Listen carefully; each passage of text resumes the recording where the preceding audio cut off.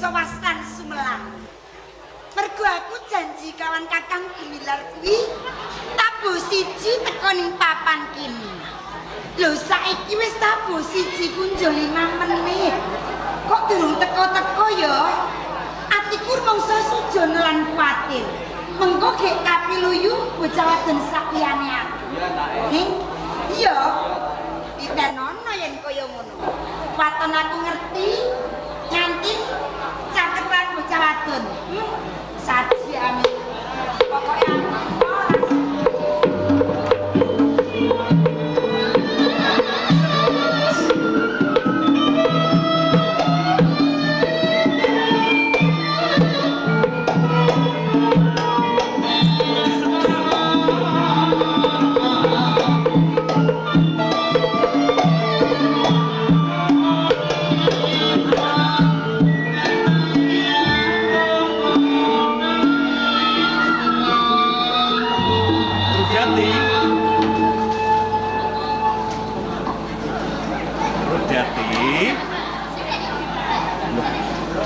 tekoku kok mbok encep-encepi karepku kok.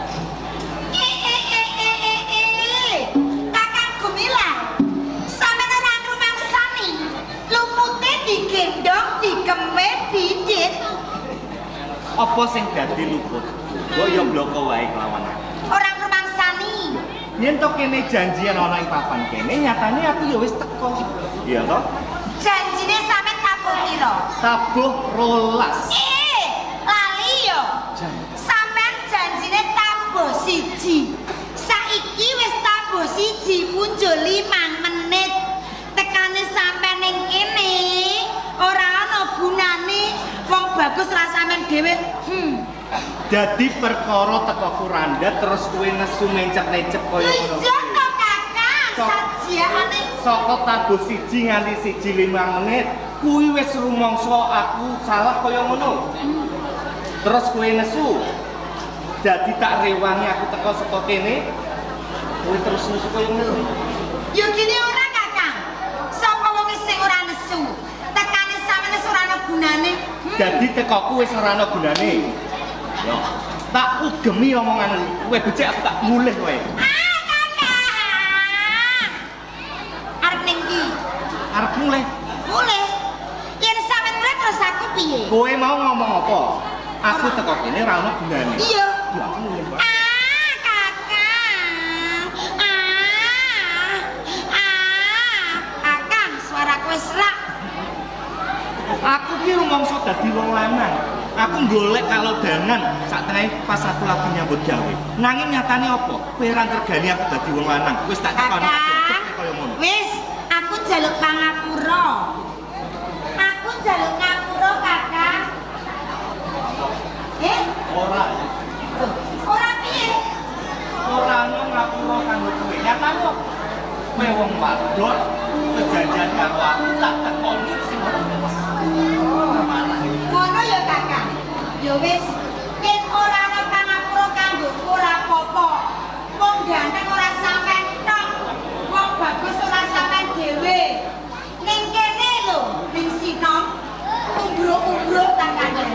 Aku gelem medun, ndodok nang royok ngandung minyak. kowe ndodok, aku gletak bubuk. Kenapa? Laler. Wis ora ono apa-apa kowe sing wong wadon liya. Ora gelem tenan. Ora gelem. Yen kaya ngono, aku medal golek liyane, Kakang. Aku arep mulih. Arep mulih.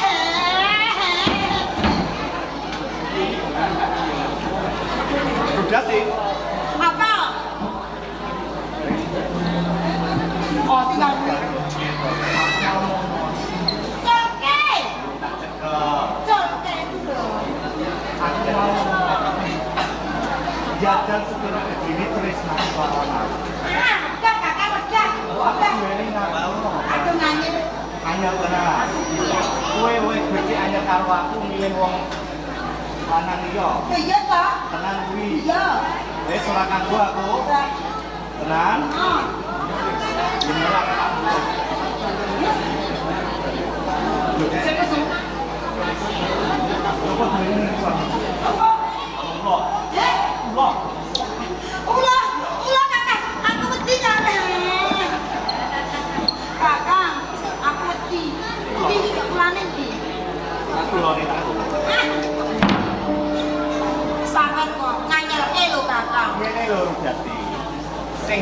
ngapuraku yen aku nganti teko Puranda to ning Kakang. Kakang, aku sujono kaya ngene mergo gedhe tresnaku kelawan sampeyan. Semono uga aku. Aku tresno kelawan kowe ora iso ditandhingi kelawan tresnoku karo liya-liya. Aku mung tresno. Yen ngono Kakang, mergo aku kangen kelawan sampeyan. Ning kene disiksani ombak kang gedhe. Ayo padha kangen-kangenan Kakang. Semono uga aku kangen kelawan kowe. Kakang Gumilar. Kangenku ora iso tak gambarake maneh. Katresnanku mung iki kanggo sampeyan. Gagarane wong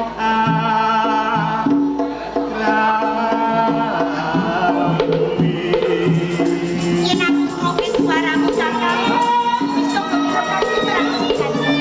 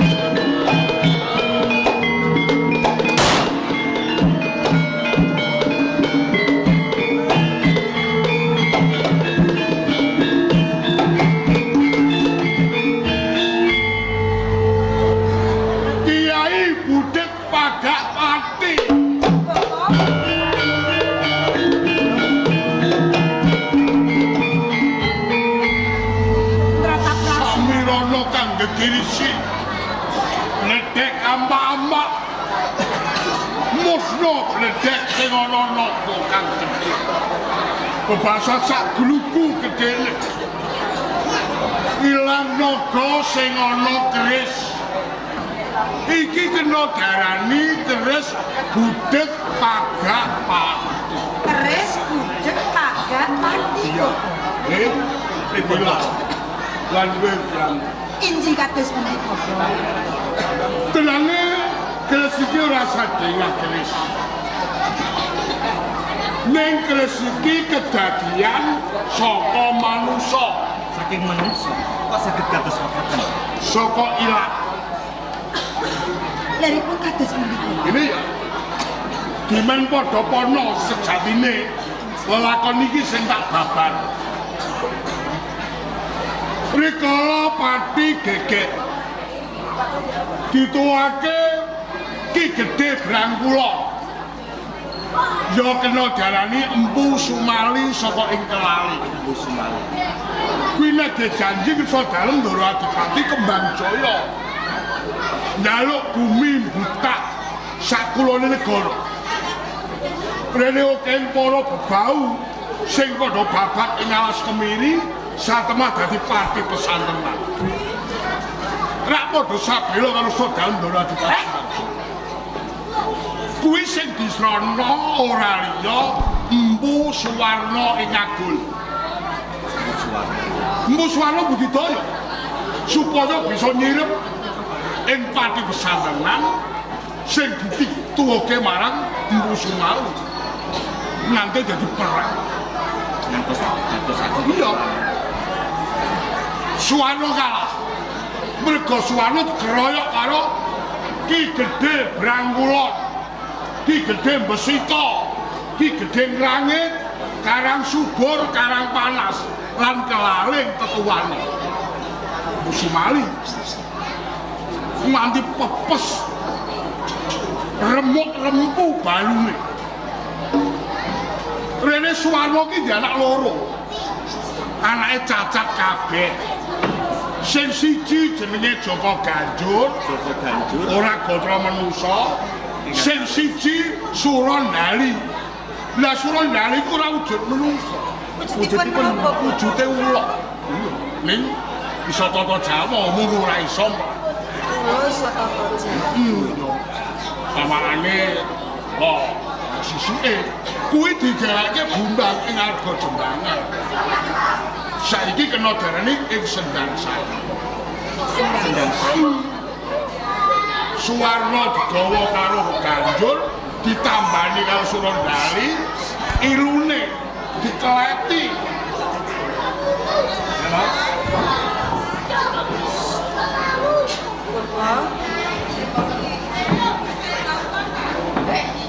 Wonten menapa, Bapak? Menapa?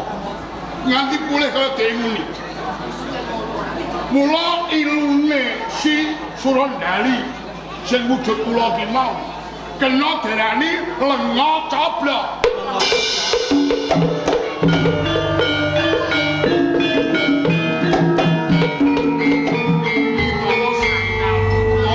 Marang sapa pawongan sing balunge remuk-rempu coklek iso didaloke tamba sangkal butung tanda coblok.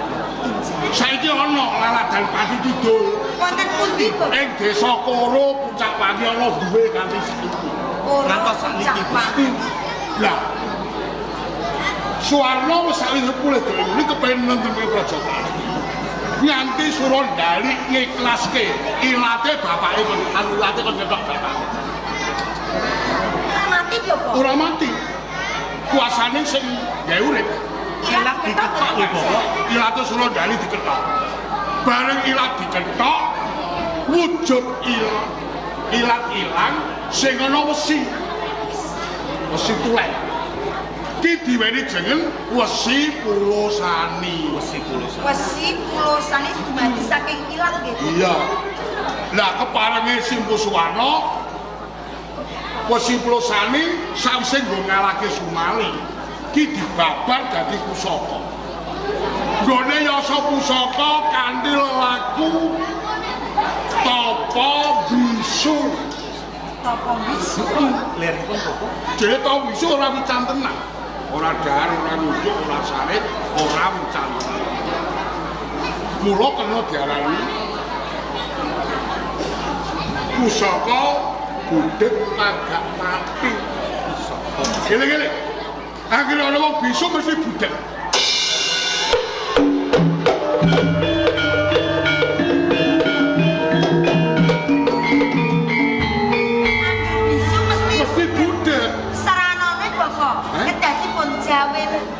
Iya nek diceblek ora krungu.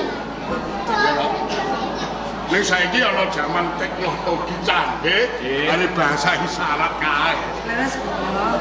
Saiki nganti lenjak soing pelanggan mati. Mbok kula ora diumat ora di jamasi. Nah, ini kula. Mbok menawa kanthi dalan iki kanggo kamuktene. Kowe bisa urip kan kinacek marang sampeyan lagi. Kowe bakal perintah ing pati pesantren, kinemu Ndara Adipati Kembangjaya ngatur iki pusaka. Kowe ngandhake nek muridé Bokor Siamurga utawa anak manggune. Saka ing kulupe ya ngatur pusaka. Omot. Nek wis ketrima ing pati dadi piyayi, kowe kudu kawitan temen jujur ya toh kuwi pawitane wong urip angger temen jujur bakal tumeka lan tekan gegayuane nek wis tekan kudu teken leripun tegese teken kudu kenceng atimu aja kagewang kaendang jagat nek wis ngono nek wis dadi piyayi aja nganti kowe kedanan ta telu napa kemawon menika? Tata, harta, wanita. Sing tegese tata. Tata niku pripun? Kowe aja kedalan derajat pangkat. Wong nek kedalan derajat pangkat, tukul masengite. Kepengin mundak dadi kami tuwa. Jahat, golek dukun sing apik, kami tuwane ditenung. Gara-gara pengen dadi kami tuwa. Nek dadi tuwa, dadi carik sak panunggal. Iki dalan harta menika pripun? Nek dalan harta peteng mata batine kepen ngumpulke raja brana sing akeh nganti budidaya nyembah brahala muja setan golek persugihan kepene mundhan ing kuburan lan liyan Malah ngedeni, Bapak. aja nganti kena dalem musyrik ora kena iki sing pungkasan manik aja nganti kedanan takang ping 3 wanita Leripun, Bapak. wong lanang kedanan wong wedok lali anak bojone ning omah anake rapat sarapan rapat jajan duwe dhuwit dikekno katresnane iki saya kejem nek perlu korupsi gunake di negara mergo nuruti nafsu birahi iki mau. Ambil ya. Kamu tenu boleh gawe ora kanggo kabeh bagiku, ning kanggo bojoku anakku wedok gawe. Kula mboten tumpangso kangge nampi dawuh panjenengan. Ajeng bijang menapa? Luwe prayoga iki dina wis dadak soal mati, kowe blokok. Nek mantune among raga ing kaluwe. Kuluwe kene. Bapak, napa mboten dipun keparengaken kula nderek Kakang Gumilar? Nek wis Gumilar entuk papan gunung, ben Gumilar paring warta marang siniramu. Iki kanggo kowe. Inji Bapak, namung mawi ngaten kula namung nisaken Dipujake rina wengi ngurangi gulu mangan lan turu supaya bojomu entuk gawean. Kula mboten nate tilep kok Bapak. Ya tanggapan terus nek turu. Rodati. Namung ndonga terus. Ya. Kakang, Sawetara kowe tak tinggal. Aku nindake jejibane. Muga apa sing tak lakoni saka kasembahan. kaya ngono Kakang, aku mujudke sampean muga-muga sekabeh penjangane sampean bakal kasunyatan kasembadan. Bapak, madhep mriko. Nawang ora entuk. Mungkin aku kepengin. Ora. Mulut dapure nek kepengin. Ora margi. Mas Bapak. Si Kakang. Siap-siap. Tandani sak tekamu ning omah Kakang. Kepareng yo pamit. Dadah Kakang. Dadah. Bapak. Kesekangan Bapak. Ora ketang budale bojomu sami teman-teman. Jeneng bali kok gawean, papa kan wis suwe mati.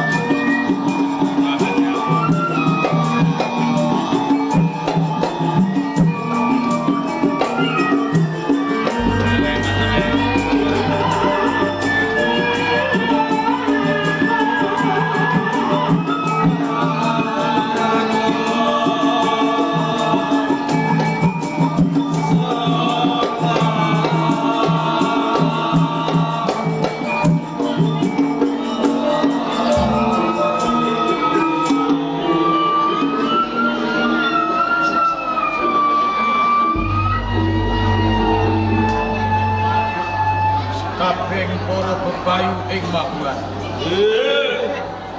Nelakake gunging panuwun dening kowe kabeh padha ngaturake bekti. Dak tampa bektimu nanging puja pangestu Buaenggal Kamanana. Kula tampi mugi ngetusaken jimat Jaya ngono kepenak nanggonmu. wis taken dawuh Ya jing menun. Inggih dawuh Kang. Sakwise liramu derek ampil upacaraning Kanalendra. Kepiye nggonmu lentak kaum wanita ingkang Maguan kene. Katen inggih kepareng matur Kang Mas Senotunggal. Iya. Anggen kawula anggula weruh. Sakum para wanita sapunika sampun terkenal lajeng anggenipun olah tata kawan. Ing rumiyin dereng saged maos sapunika sedaya para wanita sampun saged maos.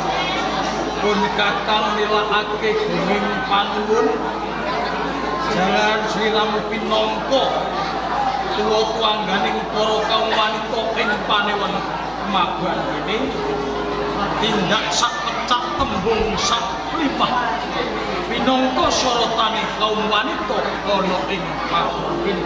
Wis dawuh Kula sapa penak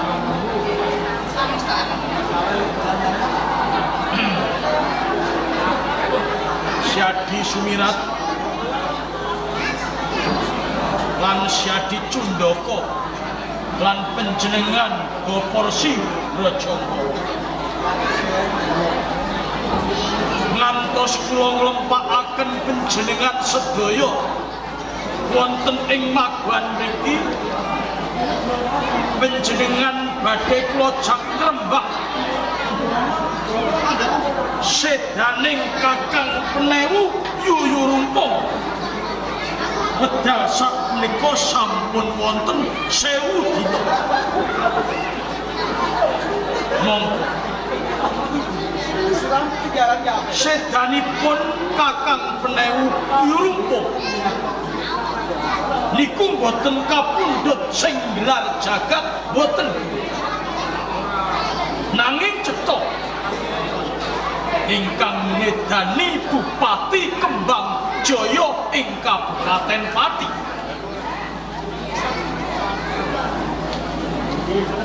Mongko kula menika kadanging anem Kakang Yuyurumpung nika pindhaning bapak kula.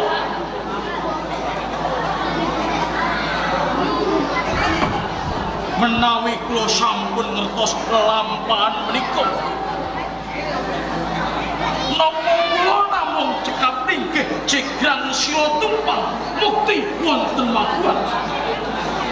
Mila saking menika Goporsi Brajangga panjenengan pinangka sesepuh nggih saka guru saben-saben wonten ruwet rentenging ing Maguan Goporsi Brajangga saged madhangaken swasana. Mila saking wedal sakmenika kula nyuwun dawuh kados pundi pramarginipun.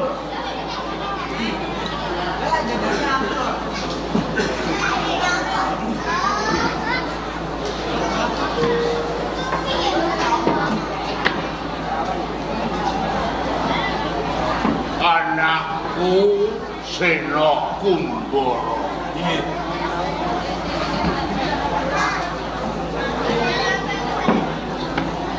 Yang penewon Maguan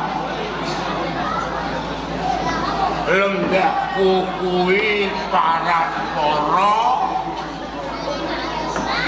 Yorsi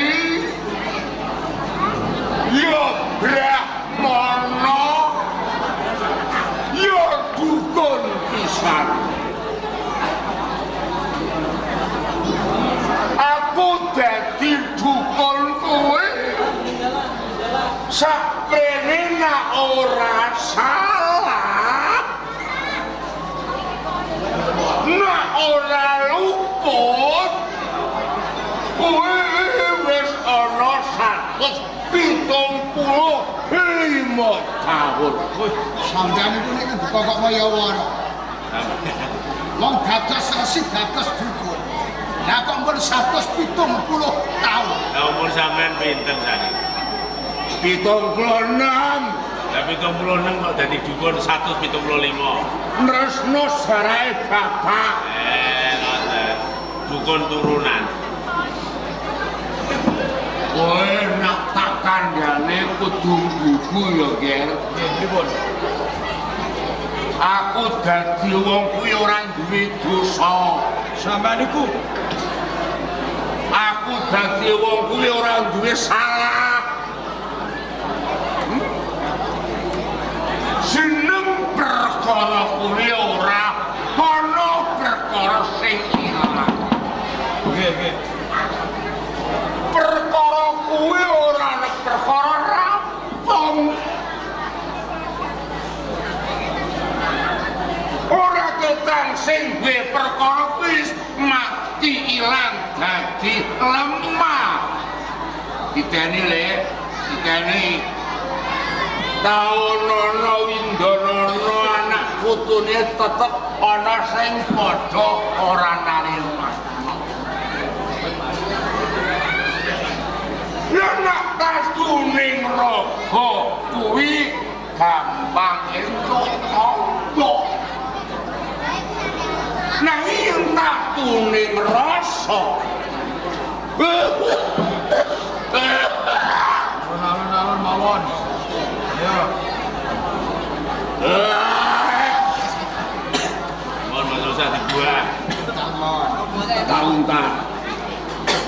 Nek tatuning rasa kuwi tetep digawa bae ana ing alam mula-mulanira.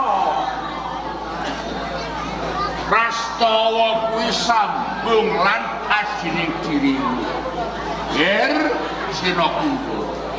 Ora kok jeneng aku ngubupi lekasmu kuwi ora. Mergo kowe iki anakku, aku bapakmu. Patut lamun kowe sabila bab perkara segane penewu yuyu runtung. Sing ditenah lan Kembang Jaya Bupati-pati. Oh nggih. Kowe aja kuwatir. Kok tak samoni ilmu. Kuwi dadi wong sing jaduk. Akal longgok di Kembang Jaya. Nanging nuwun sewu Guru Brajanga. Nek kula wedal sakmenika ngadepi Kembang Jaya Bupati-pati. Menika mboten timbang awit napa? Sepinten tiang-tiang maguan yen dipun timbang kaliyan prajurit ing Kabupaten Pati boten wonten sepropiranipun. Kakang Penewu Sinakumbara. Adi Sumirat piye? Pangandika sampeyan niku nek kula gagas. Niku tibane sampeyan cilik ing ati. Ginanipun menapa sampeyan nekake kula. Mulur kula Cundaka. Wong-wong saking Parang Burda. Gedhe cilik enom tuwa. Niku do mituhu kalih perintah kula. Iya. Nek anteping tekad sampeyan kepengin maleske patine Penewu yuyu rumpung swargi. Nggih. tetep kula badhe sabiyan. Amin napa? Dasar kula nggih matur. Dasar napa? Dasar kula pun cetha. Sadurunge pati pesantenan niku ngadeg. Biyen Parang Gurdo niku nggih kabupaten. Iya. Bareng pati pesantenan dumadi wong Brang Kidul mligine Parang Gurdo kaya-kaya dikiwake kalih Kembang Jaya. Ana nek sampeyan bela pati Yuyurumpung kula nderek kalih sampeyan. Jadi sabiyantu kelawan pun kakang. Sabiyantu sak putuhe. Matur nuwun sak Tiang-tiang Parang Gurdo mengki kula ingkang reakan. Menawi ngaten sami kalian kula. Jadi Cundaka kuwi Kakang Penewu Senokumbo. Kula niku dituwake teng Kapenewon Parangjana nggih Juwana. Niki kalebet Kapenewon sing Brangwe. Jumbuh pangandikanipun Kakang Penewu Sumirat. Saderengipun pati pesantren dumadi Parangjana nggih Juwana kula sing suwi. Sakmenika dipun kiwakaken Kembang Jaya. Napa malih ngantepaken dhateng pangandikanipun Kakang Senokumbo. Menawi panjenengan dituwuh sedanipun Penewu Yuyurumpung swarga. Boten namung Paranggurdo. Parangjana kula kerahaken manunggal sawiji kalian kemaguan. sansaya kandel tekadku. Dening siadi sak loron gelem sabiyantu marang pun kakang. Ngudi tuh sedaning Kakang Penewu Yuyurumpung duk rikala semana. Kula ingkang mboten saju. Diajeng menung. Menawi sedaya Kadang Penewu Yayi Sumirat ugi menika bupati ingkang saking Juwana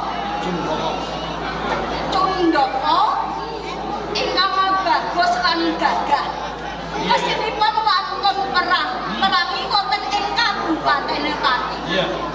Nanging konsen Yayi Cundaka lan Yayi Sumirat. Dipun bae. Yen kensliru wis gambuh rasaku kepengin mawasake sak sedane Kangmas Penewu Yuyurumpung. Sing mbok kekuatan kuwi apa? Lho, ing kene iki mung sak kapanewon. Ing kono Kabupaten Pati. Akeh andahane. Coba sawangen. Bumine mung sak cuwik. Lho kok mungsuh ing Pati. Tak kandhani yo Yayi. Kegambarane. Yen to ing Pakuwon mungsuh ana ing Pati. Kuwi padha karo duren mungsuh timun durene Kabupaten Pati. Ing kampung kene kuwi ngono timune bakal ajara muwur tanpa dadi ana ing paguan kene ya Ji. Pripun Guru? Menapa? Boten menapa? Boten menapa? Bapak Brajangkara, kula menika ngimataken Yayi Sumirat lan Cundaka pesanipun ing mriku boten ngubupi boten ngombyongi pirsani kandhani Kangmas Senokumbo. Lho, Menapa? bocah ayu menur. Menapa?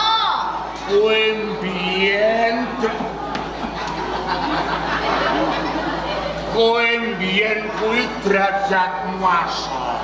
Laras, Pegawenmu dadi ledek. ledek tayub. Yen dimurati tembung ledek Nggih. kuwi sing mung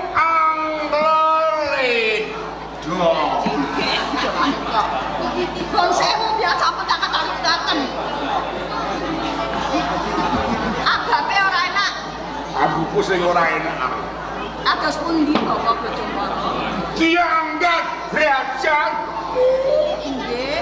kapundhut garwa lan anakku Sena Kunggara. Jenenge Penewu, inggih. Ya ta. Inggih. Monggo yen kaya ngono ya lho ya. Inggih. Wong wedok kuwi swarga nurut apa ora katut. Terus Kejaba kuwi lungguhe wong wedok kudu duwe kewajiban sing matur. nggih. Wong wedok kudu iso mlera.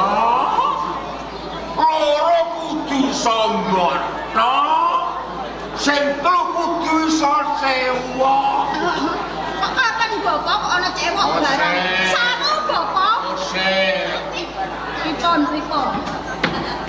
Penjame kok ngene-ngene. Tegese mlera. Plerok menika tegesipun pripun Bapak? Tegese mlera ya Nur. Nggih. Monggo iki mengko bakal ngadani perang. Kudu watuk. Kudu watuk. Ora sida. Tegese mlera kuwi kudu iso gawe senenge musuh. Nggih. Kudu iso ngleda atine musuh. Terus Kuwi mlera. plerok. Wong wedok kudu iso mboto. Bapak tegesipun Tegese mboto. Wong wedok kuwi kudu iso masak, olah sing enak. terus nggih. Legakno penggale aku. Tembung kasaring cewek. Ning nak dijupuk saka tembung sing endah. Kuwi rarese Tanda. sasuci. Dadi wong wedok kuwi kudu sing tulus, sing ikhlas, lahir batin. Saiki kudu ndok petong ya Nur, rugimu apa? Malah dadi kowe lamun bojomu bisa sambil patine yuyu rumpung. Kowe padha karo ngangkat derajate wong lanang. Ora usah melu perang. Gon sewu Ora usah melu perang. Nggih. Ning mung trima donga-donga karo sing gawe urip seneng atine wong lanang. Nuwun sewu. Aja nyaruwe kowe. Bapak Bojongkoro. Kula menika tiyang pati. Rumiyin dereng dados garwanipun Kang Sena Kunggara, kula niku ledhet saka pati to saka pati. Aku ngerti kowe. Yen bumi pati nggih to, badhe dipun risak. Kabupaten Pati badhe damel ajang perang. Mangke kados pundi sedaya para kawula. Wonten ing Pati prajurite akeh. Nggih to? Menawi ngantos wonten ing mriki kasonan kalah. Sing rekoso niku kawulane.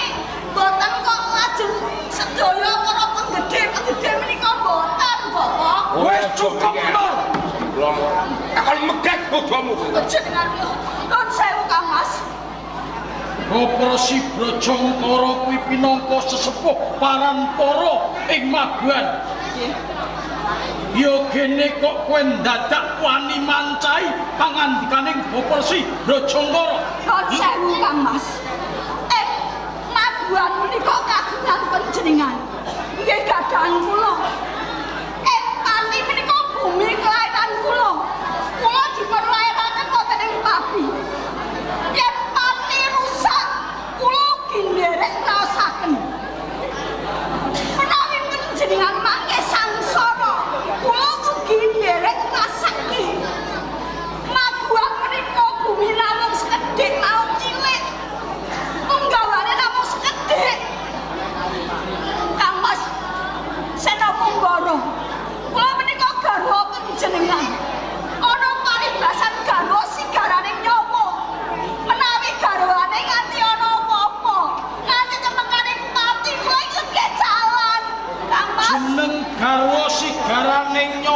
nanging ana pilah-pilahane. Ados pundi? Ana tetembungan wong wedok kae swarga nut neraka ora katut pisan. Nek kowe sabila kelawan wong pati Kembang Jaya kuwi pas jalaran kae wong pati. Nanging ngerti yo menur Ados pundi? Kakang Penewuyu rumpung kae kaanggep pepundenku. Kowe mung kadang ipe. Lho, nek kowe sabela kelawan wong pati, aku ora nguputke. Nanging ngerti yo. Sambung lawan ajining diri. Yen wong maguan didak-idak karo Kembang Jaya, aku tetep ora trima. Mula saka kuwi panguwasa ana ing tanganku, aku netepake. Aku merangi wong pati. Oh, sewu Kang Mas. Menawi wonten ing kapane wonten banjir getih wonten ing labuhan menika, kula boten derek-derek.